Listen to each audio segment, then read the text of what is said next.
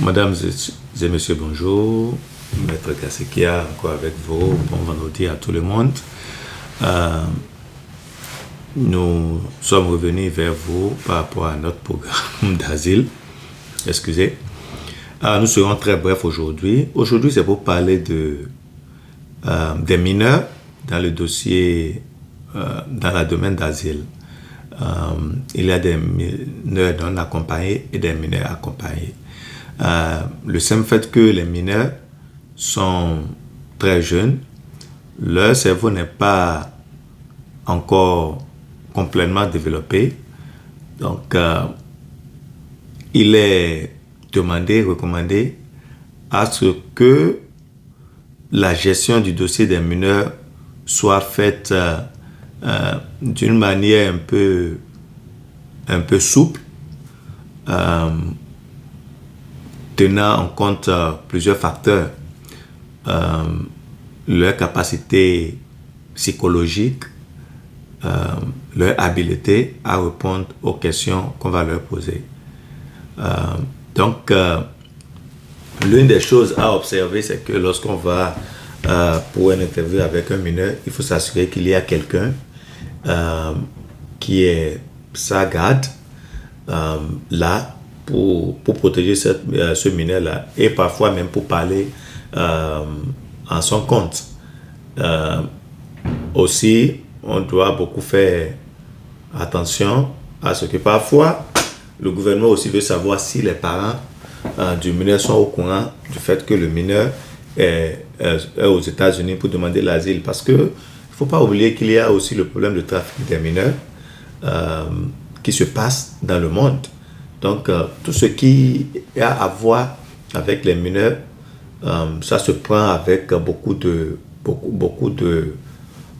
souplesse. On doit beaucoup d'attention aussi. Donc, on doit s'assurer si les parents sont au courant. Et tout ça là aussi, ça dépend de quel genre d'histoire. Par exemple, le mineur est en train d'avancer. Il y a quelqu'un, par exemple, qui a quitté son pays à cause du mariage forcé et qui est aux États-Unis, mais c'est un mineur.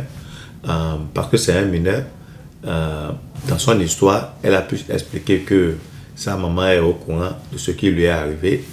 Les autorités étaient obligées d'appeler la maman pour savoir si elle est au courant de ce que sa fille est aux États-Unis et qu'elle en sait quelque chose. Donc, on veut savoir. Maintenant, il y a aussi les parents qui contribuent. Par exemple, on ne va pas contacter le papa parce que c'est le papa qui veut donner cet enfant-là en mariage et l'enfant a refusé pour ne pas encore faire mal à l'enfant. Donc, si on dit qu'on doit contacter les parents, c'est pour le bien-être, dans l'avantage de l'enfant qui s'est retrouvé aux États-Unis.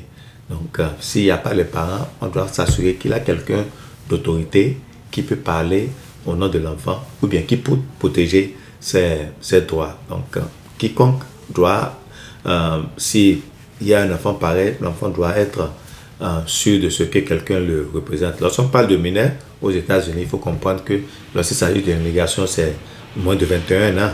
Lorsqu'il s'agit de l'immigration, maintenant, cas par cas, on peut voir si après 18 ans, on ne considère pas la personne comme mineur. Il y a d'autres procédures aussi pour les mineurs qu'on va voir peut-être dans notre prochaine édition, parler en réalité de d'autres procédures différentes de l'asile qui existent aux mineurs.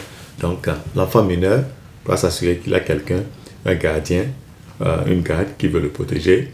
Celui qui doit le faire l'interview doit prendre compte, tenir compte de ce que l'enfant est mineur, et l'avocat aussi doit s'assurer que il essaie de protéger l'enfant mineur. Techniquement, la loi demande à ce que lorsqu'on a un dossier de l'enfant mineur, qu'on le fasse le plus tôt possible pour ne pas faire attarder les enfants. Mais la réalité est ce que la réalité est, compte tenu du nombre de personnes qui rentrent aux États-Unis maintenant. C'est pourquoi nous allons constater qu'il n'y a même plus de règles. Normalement, les dossiers devraient être traités dans 6 mois. Maintenant, il y a des dossiers qui se traitent dans 2 ans, 3 ans, 4 ans, 5 ans, 6 ans. Donc, il y a vraiment, lorsqu'il s'agit de temps à observer, il n'y a plus de temps, il n'y a plus de règles. euh, euh, dans ce domaine-là. Donc, it's what it is, comme on le dit en anglais. Vous voyez? Donc, c'est un peu ça, comme je l'ai dit, on ne va pas être trop long. Ce qu'il faut retenir, c'est que pour un dossier d'un enfant mineur, il faut une représentation. On s'assure que le droit de l'enfant est protégé et on ne peut pas espérer, surtout de l'enfant mineur, que l'enfant donne des détails qu'on aurait espéré d'un adulte en ce qui concerne ce qui est arrivé à l'enfant mineur. Donc, on doit prendre ça là surtout en considération que c'est un petit enfant et il faut quelqu'un qui protège ses intérêts et il ne faut pas espérer de l'enfant que l'enfant raconte ce qui lui est arrivé comme on l'aurait espéré d'un adulte. Ce serait pour tout aujourd'hui.